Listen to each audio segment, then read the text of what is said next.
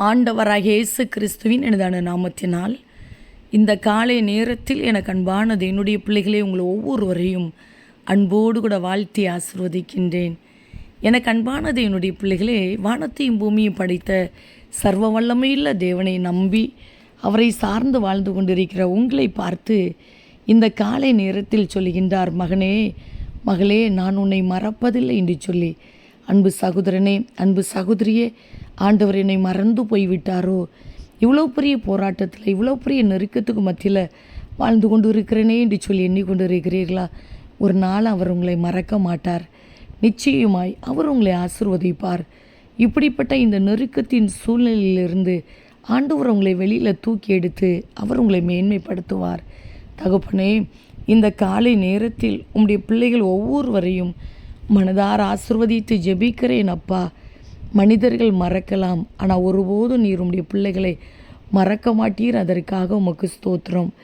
இந்த நாள் உம்முடைய நாமத்தினால் ஆசிர்வதிக்கப்பட்ட ஒரு நாளாய், ஜெயத்தினாலாய் இருக்கட்டும் அப்பா. இந்த நாளுக்குரிய சகல காரியத்திலும் உம்முடைய அன்பின் கரம் உம்முடைய பிள்ளைகளோடு கூட இருந்து தாங்கி நடத்தட்டும். தேவைகளை சந்தித்து நடத்துங்கப்பா. இன்றைக்கு உம்முடைய பிள்ளைகள் எடுக்கிற பிரயாசங்களை வாய்க்க பண்ணி கொடுங்க. போகிற இடங்களிலெல்லாம் மனுஷ கண்களில் தயவை கட்டளையிடுங்கப்பா. எங்கெங்கு பிரயாணப்பட்டு போனாலும் பிரயாணங்கள் ஆசீர்வாதமாய் பாதுகாப்பாக இருக்கட்டும். சரீரத்தில் நல்ல ஆரோக்கியத்தை கொடுங்க. வியாதி பலவீனம் மாறட்டும் அப்பா.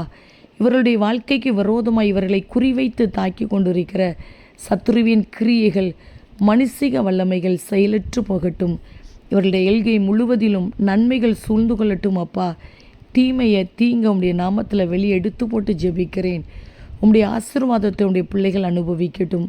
படிக்கிற பிள்ளைகளுக்கு ஞானத்தையும் பாதுகாப்பையும் கொடுங்கப்பா. வேலை செய்கிற பிள்ளைகளை, தொழில் செய்கிற பிள்ளைகளை ஆசீர்வதிங்க, பாதுகாத்து கொள்ளுங்கப்பா.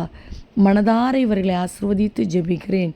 நீர் அப்படி இந்த நாளை உம்முடைய பிள்ளைகளுக்கு ஆசீர்வாதமாய், பாதுகாப்பாய், சமாதானம் நிறைந்த ஒரு நாளாய், உம்முடைய கிருபையுள்ள கரம் கூட இருந்து தாங்கி நடத்துகிற ஒரு நாளாய் மாற்றி கொடுக்கிறீர். அதற்காக உமக்கு கோடி ஸ்தோத்திரம்.